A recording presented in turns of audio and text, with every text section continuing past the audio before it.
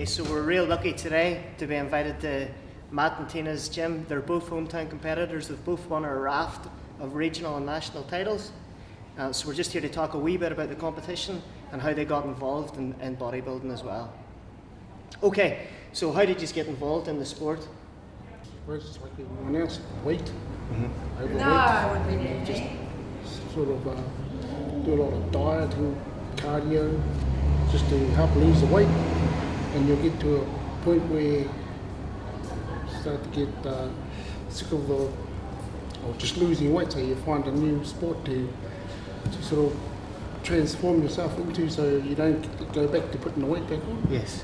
Yeah. Were you always a bit of a gym buddy when you were growing up? Were you in the gym? Did you play rugby, or how did you get involved in gym? Did you spend your younger years in the gym, or? Oh no, I hurt myself playing rugby, and I had to sort of rehabilitate myself in the gym, and I got to like lifting the weights. Yes. Okay, so just first up, how did you get involved in bodybuilding as a sport? Oh, it was something that just came along, and something I like the physical side of it and the fitness side of it, and it just started from there. I just followed other people, watched other people doing it, and I hooked onto a gym instructor, and he sort of picked me up and took me from there. What about yourself, Tina? Mine started with a 12-week challenge at a local gym that I'd never been to the gym before in my life, and that was where mine started. So it was just a progression. Did the challenge after your 12 weeks? It was sort of what do I do next? What goes next for me? Well, the instructor at the gym said, "I think you've got the good body type to do bodybuilding." Yes. I thought, really? But yes, it's worked out. And you have both been competitive now for a few years, is that right? In regionals and nationals? Yep. Yeah, well, we didn't actually hook up until about a year later. I didn't know she was competing. She was from Gisborne, and yes, she vice versa. Yeah, we met in Napier. And you have actually done you have competed in singles, but you have done pairs as well, and you have won national comps at pairs level. Is that right? Asian. Yeah, Asian. That's Asian awesome. Pacific. Awesome. But I think it was we saw one another in Napier, and that was the year I sort of didn't do too well. My first comp after something like 20 years, and we actually met. We sort of hooked up a year later. We saw one another at the nationals, and then about 3-4 months later, we thought, oh well, let's just do a mixed pairs over in Asia Pacific. For mixed pairs, when you're dieting, is it good to have someone to lean on, or do you find that you just get a bit cranky with each other, or how does that work out? Yeah, cranky. Yeah. But we both, it doesn't stick because we know that it's just part of the game. Yeah. And then moving on to the East Coast Championships, you have competed everywhere else around New Zealand. It must be good to be in your hometown and have it come here. Yeah.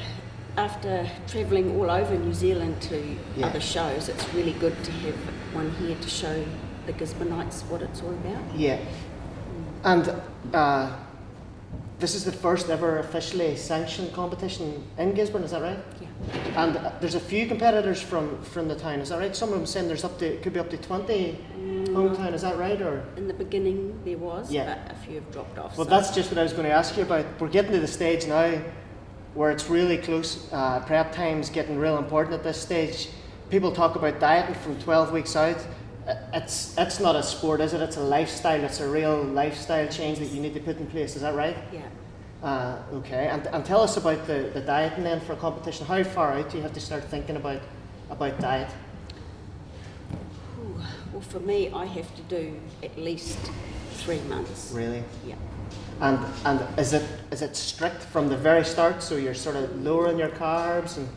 From the start, it's just getting used to having those specific times. Yes. Then you start tailoring it to what your body needs. Yeah. And then as it gets closer and closer, that's when you start doing the water and the carving and stuff. Yeah, that's what I was going to ask you about next. there's a real science, isn't there, from 1 week out? I mean, you're talking about carb depletion. I hear people talking about carb depletion, water loading, carb loading. Tell me about that last week, because it can make or break how you look on the day, is that right? Yeah. I mean, you train 6 months, 8 months, 12 months. Yeah. It's that last 1 or 2 weeks where you've got to and it could make or break you on the day, or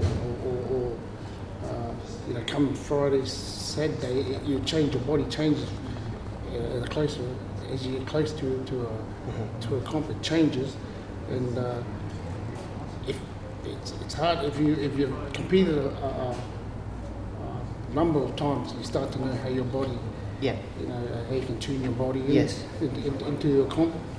Some take longer than others, and if you look for a comp, if you set your sight on a comp, then that's where you've got to start your diet from like me myself. I usually take about 4 months. The first month I sort of start dropping away all the dairy products. Yes. 4 months out, then 3 months out, I'm ready to go for my diet. Yeah. Well, we all know in New Zealand the national obsession, the religion nearly, is rugby.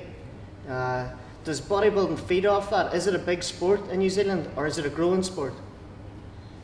I find that it's a growing sport. Like, we've got a lot of novice in Gisborne, and that's where it starts from the novice sections.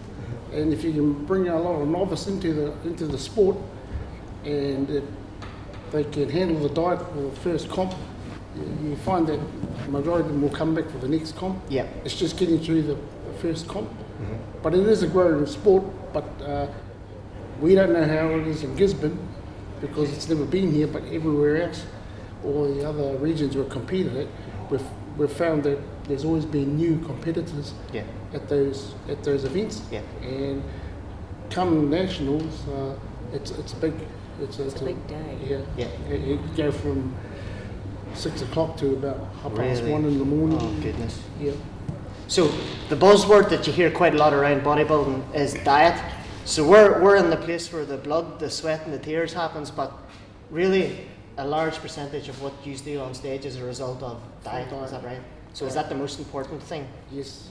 And is that where most people would sort of fall then, is on diet? Yep. I'm afraid to say it is. If you don't understand about bodybuilding, most people think they come into the gym and training, that's all it is. But diet, that's where it starts, at home in the kitchen, whatever you put in your mouth. So would you say, Matt, you're a good cook? No, I am now. Yeah. I am now. I never used to be, but I cook my own meals now. Lots of chicken, fish. Lots of chicken, fish. Broccoli. That sounds so exciting. What about yourself, Tina? Give me a rough idea of a day's eating 4 or 5 weeks out from competition. It would be a good plate of porridge with some dried fruit and nuts in it. Okay.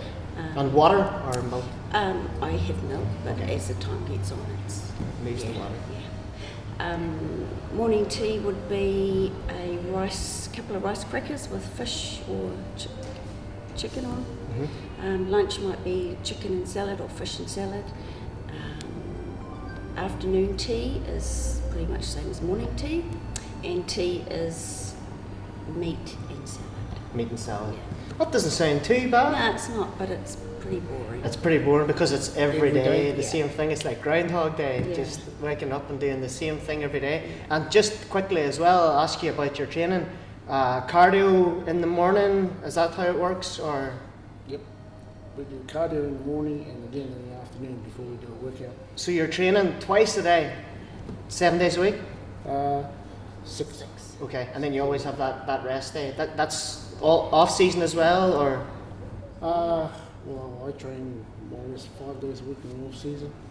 And how does the eating change much off season, or is it just more of the clean food?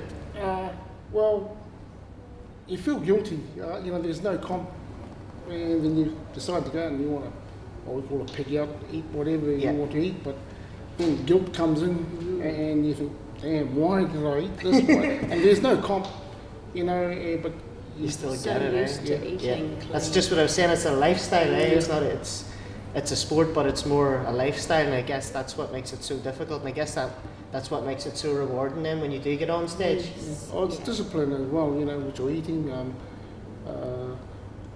If you're not gonna, you know, keep to your diet, stick to your diet, it'll show on the night of the comp. So you've got to stick to your diet. You are what you eat. And sometimes if you're going to go into McDonald's and have a hamburger, you could look like a hamburger on the night. that's not a good look. No. No, it's not. And people always see, what are you doing in here? Yeah, because they know what you do. Eh? Well, listen, the War Memorial Theatre next Saturday is the place to be if you're in Gisborne. Is that right? Yep. It is. Awesome.